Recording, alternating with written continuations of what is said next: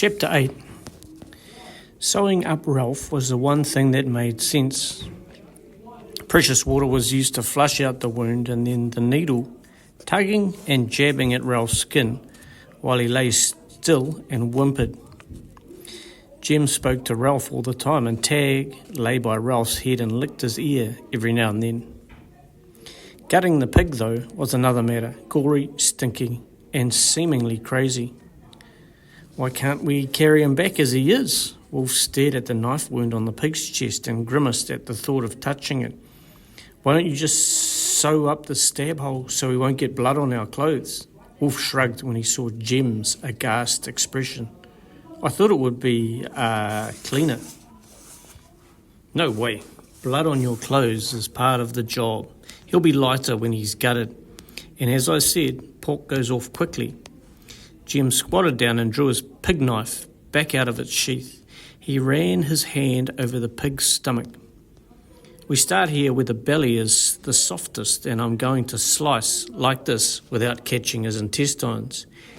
Jem slid the blade in, and there was a whoosh of air as he began to cut all the way up the centre of the pig. Bits started to tumble out as the pig fell open. "Gross. It's going to get worse, and I need to work fast, so hang on to your stomach. I'll talk as I go so you understand." Yeah, I'm fine." Wolf mentally ordered his heaving stomach to settle, but it was so graphic and bloody. "How do I help?" "In a minute. Got to get this bladder out intact, because urine over the meat ruins it." With deft knife movements, Jem lifted out a small white balloon and threw it far away. Tag leapt after it. "Get out of there, Tag, you filthy dog." The smell of the blood and guts as they lay strewn over the ground was overpowering, a rich, cloying odour. I usually empty his back passage now by pushing the faeces out from inside. Jem had his hand right down inside the pig's gut, and he seemed to be squeezing down. "You serious?" "Afraid so." Jem looked up and grinned. "It's just recycled grass and bugs." "Yeah, I know. I'm not bothered." Wolf stared at Jem's gnarly old hands with blood and flecks of gut up his arms. "Okay, now I cut the intestines away," and Jem gathered up the guts and pushed them aside. "I'm naming the organs because it's good to know basic anatomy, but I need to stretch my knees for a while."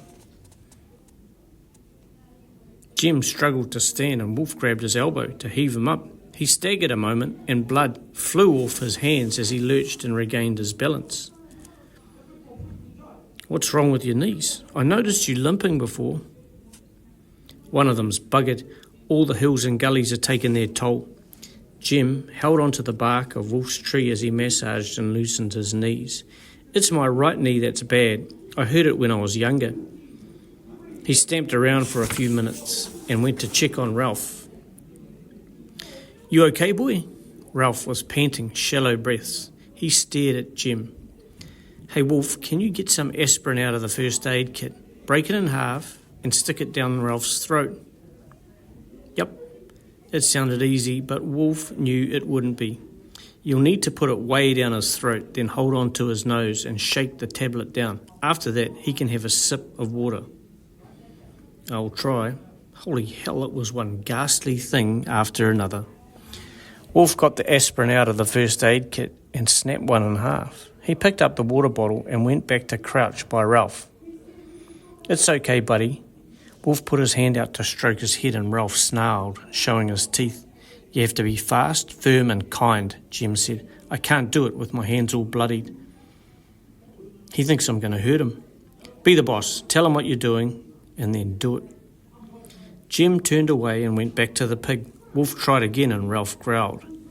"Nup, none of that. This is for your own good." Wolf's hand shook as he placed it over Ralph's nose. He had a vision of Ralph twisting his head, snapping his hand between his jaws and mauling the bones. He willed himself to get a grip. "That's it. Open up. Good boy."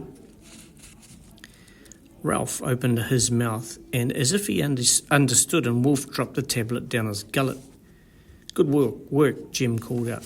"Hold his nose up and shake it." Wolf closed Ralph's teeth and shook his nose. Ralph gulped, hopefully swallowing the tablet. He seemed to have lost his fight because he licked Wolf's hand as he pulled it away. He poured some water into his cupped hand and Ralph lapped it up.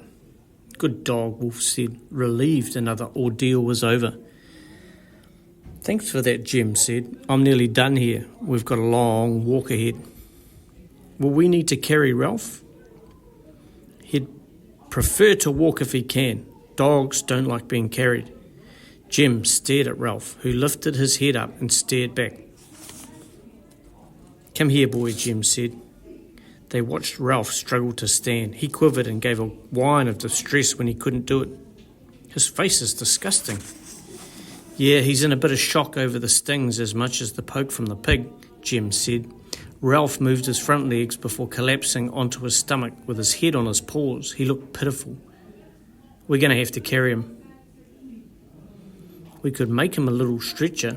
"Nah," Jim said. "You carry the pig and I'll carry Ralph in one of the bags. We need to sift through our stuff and repack. We can't take 2 bags. "Shall I do that?" "Yeah, make a start. Essentials in the pack. Leave things like the chaps. I'll make a pouch out of my jacket to carry Ralph, and I'll carry your jacket around my waist." "I don't mind carrying my own jacket," Wolf said. He didn't want Jim to think he was wimping out. "No, you'll find the pig is enough." They were busy for a while, each making preparations for the walk out. Wolf laid everything on the ground and selected the stuff he thought was essential. It seemed a big responsibility. "Hang the bag that's staying here off a branch. I'll come back and get it another day," Jim called. Wolf found a suitable branch and hung his backpack off it. He hoped his mother would understand and not say money doesn't grow on trees. Wolf grinned when he saw the backpack hanging there, as if it was growing. "I'm going to attach the pig's front legs to his back legs so you can carry him out easily," Jim called out. "Do you need the rope?" Wolf and Davy had watched clips of guys walking out with pigs on their backs and the legs seemed to be tied together. "No, come and watch this trick." Jim picked up one of the pig's rear legs and held it up to Wolf. "See this ligament running up from his hoof? It's as strong as rope." Jim slit the skin around the ligament and made a hole. "Now I break this joint," and Jim held up the pig's front leg on the same side, "and I thread it through." And sure enough, he cracked the knuckle and pushed the front leg through the hole he'd made in the back leg. "Easy, huh?" Jim rolled the pig so that he could do the same on the other side. It was fascinating and nifty, but kind of awful for the pig, Wolf thought. "Now you'll slip your arms through these loops and heave him up onto your back." Jim eased himself up and winced as he stretched his knee. "Don't pick him up till I've made the sling for Ralph." Jim moved away to sort Ralph's ride out and Wolf crouched down to inspect the tusks. They weren't massive, but they were sharp and mean looking. The tusk nearest Wolf had blood on it, the tip, and he reached out to tap and feel the strength of it. A bug ran over Wolf's hand, and then another and another. Wolf flicked them off and bent down to see where they were coming from. He drew back in disgust. The pig was crawling. "Okay, I'm ready," Jim called out. "Try and heave Boris on your back now. One big swing."